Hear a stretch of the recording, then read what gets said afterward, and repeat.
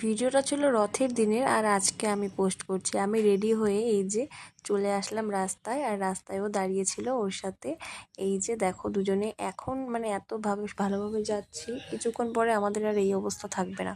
কলা কিনে নিলাম, রথের নাকি রথ টানতে গেলে রথে দিতে হয়, তো আমি তো বলিনি যে আমি আজকে কোথায় যাচ্ছি, আমি চলে আসছি রথ টানতে।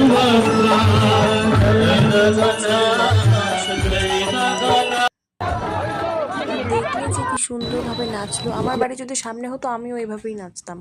তো রথে কলাটা দিয়ে দেওয়ার পর এই যে আমার জুতো ছিঁড়ে গেছে জানেন।